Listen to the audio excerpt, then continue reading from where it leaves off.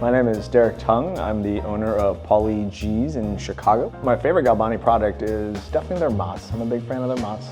It's what sold us at first on the pizzas. We were doing wood-fired pizzas and we tried it and fell in love with it. If you could only eat pizza for the rest of your life, which would it be and why?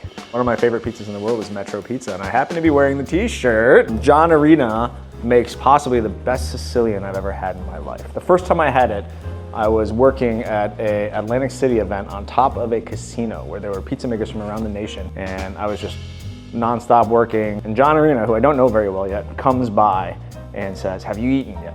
You need to eat." And he brought by his Sicilian pizza and just handed me a slice. And it was wonderful crispy bottom, and it looked like a brick but eats like a cloud. It's so light and airy.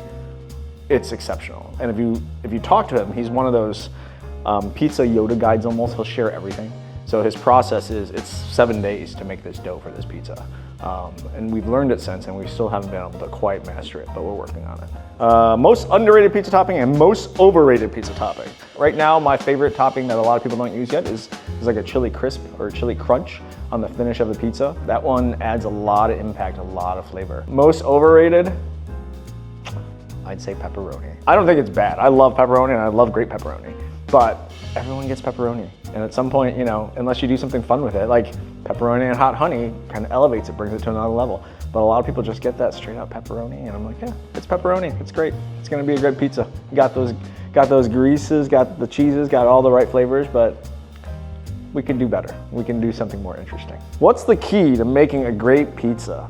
Blood, sweat, and tears. Put them all in your dough and mix it up and give it 3 days to ferment into whatever passion or paint you want, and go from there. Honestly, like time and temperature. There are people that look for the dough first and foremost. There are people that look for the sauce first and foremost. Then there are cheese heads, and then there are topping heads. I'm a topping head guy. I'm gonna look for the most interesting ingredient that I've never seen before used, or most interaction that I've never seen before. Great pizza starts with the dough. You really have to put time and temperature and put some science into understanding how you want your dough to come out. Is it meant to be crispy? Is it meant to be fluffy? Is it meant to be hard? Is it meant to be tall, short? Whatever you're trying to do, get that down, and then really lock in your toppings from there. That's my key for making great pizza and what I ask my staff to do. What's the craziest topping you've ever tried? So when I was in China last year with my daughter, we were training at a Shaolin military school.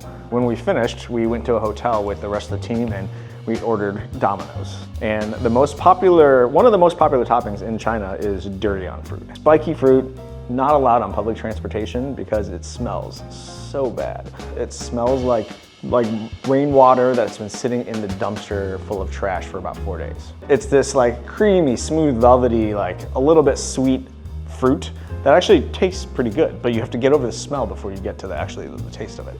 So we ordered it from Domino's, they delivered it. We pop it open and you just get this whiff of just dumpster juice. I just had to try a slice. And so it was, yeah, definitely not the most pleasant ingredient. Be honest, how long could you go without eating pizza? Probably a week. I think a week would be the longest I could go without eating pizza. I'm truly, like, I enjoy pizza too much. And then my daughter enjoys eating pizza too much too. Who is your pizza making hero? You know, there's a lot of phenomenal pizza makers out there that I look up to for various reasons. My first mentor when I opened up the restaurant was Pauly G. Pauly G and Noni outside of New York.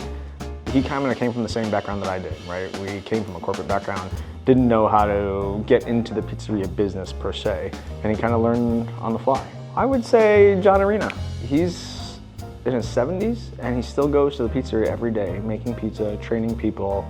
He's been fighting Parkinson's for a while, and he's just so active, and he's always so calm, and such a good scientific, calm approach to everything. I really do look up to him. Who would you bring on a pizza date, dead or alive? I want to say my grandfather, but honestly, he said he liked Pizza Hut better than my pizza that I made at the restaurant. So I'm not sure that he would enjoy that. Maybe I would bring him and my grandmother, both who passed away, who loved Pizza Hut lunch buffets because it was affordable. You got a full meal, you got thin crust, you got deep dish, you got everything, all on a bed of like pounds and pounds of kale that no one touched and I got wasted. It was beautiful. So maybe that. Maybe I'd bring my grandparents back so that I could have another pizza lunch buffet with them, I think. It just wouldn't be at my restaurant because he definitely didn't like my pizza as much as Pizza Hut. That's great.